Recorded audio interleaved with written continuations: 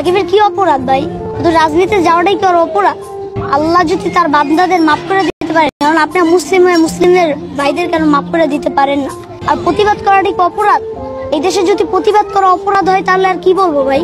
আমি নিজেও বলি যে সাকিবের রাজনীতিতে যাওয়াটা আসলে অপরাধ।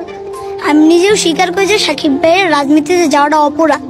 তো আমি একটা কথাই বলি যে সাকিবের রাজনীতিতে যাওয়াটা অপরাধ হইতে পারে, কিন্তু তার এইটা কোনদিন অপরাধ হইতে পারে না যে সাকিব ভাই মানুষ হিসেবে খারাপ না, মানুষ হিসেবে খুবই ভালো একজন লোক সাকিব ভাই। তার সাথে আমি দেখা হয়েছে, সাথে কথা বলছি 2021 সালে। তার সাথে খুবই ভালো, তার ব্যবহার খুব ভালো, আর সে হলো মেজাজি, এইটাই হলো মূল কথা। সে মানে সবকিছু সহ্য, কিন্তু সাকিব ভাইয়ের মতন একজন প্রতিবাদী প্লেয়ার পাঁচ জন্মেও তৈরি করতে পারবে না বাংলাদেশ। তার কাছে কোন দিকটা তোমার কাছে বেশি একটা ভালো লেগেছে? তার প্রতিবাদ এবং তার যে মন, প্রতিবাদ আর মন, আর তার ক্রিকেট খেলা।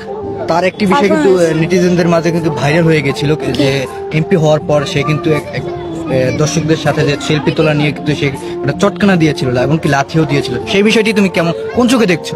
সেই বিষয়টি সে অতিরিক্ত মাথা গরম, আসলে টাইপট।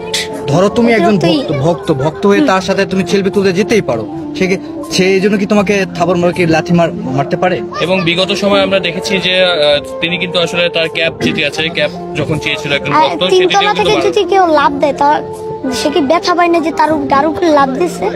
হ্যাঁ, সে কি ব্যথা পায় না? ওইরকম টাইমে লাভ দেওয়ার কি দরকার ছিল? এখন হাজারো লোক, তাই একজন তার গেঞ্জি ধরে টানছে আর একজন তার মাথা ধরে টানছে যে ছবি তুলতে হবে। তার কি কোনো নিরাপত্তা নাই?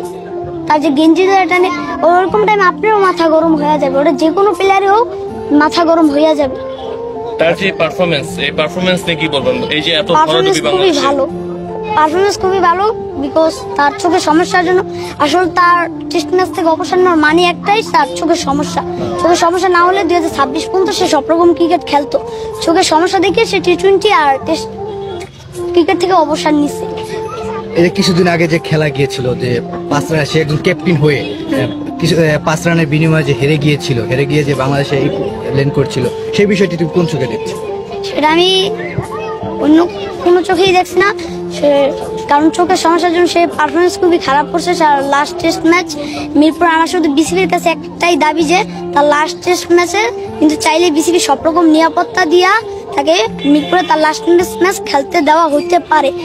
আর বাংলাদেশের জনগণের কাছে আমার একটাই দাবি যে যারা সাকিবের শত্রু কিংবা সাকিবকে পছন্দ করেন না, সাকিবকে ইগনোর করে, তাদের ক্ষেত্রে আমার একটাই কথা, আল্লাহ যদি তার বান্দাদের মাফ করে দিতে পারে, কারণ আপনি মুসলিম হয়ে মুসলিমদের ভাইদের কেন মাফ করে দিতে পারেন না?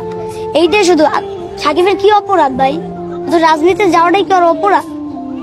আর প্রতিবাদ করাটাই কি অপরাধ? এই দেশে যদি প্রতিবাদ করা অপরাধ হয় তাহলে আর কি বলবো ভাই? প্রতিবাদ করাটাই কি অপরাধ এই দেশে? সে একজন ভালো ক্রিকেটার হয়ে সে রাজনীতিতে কেন ঢুকেছে, সেই বিষয়টি তুমি কি দেখছো?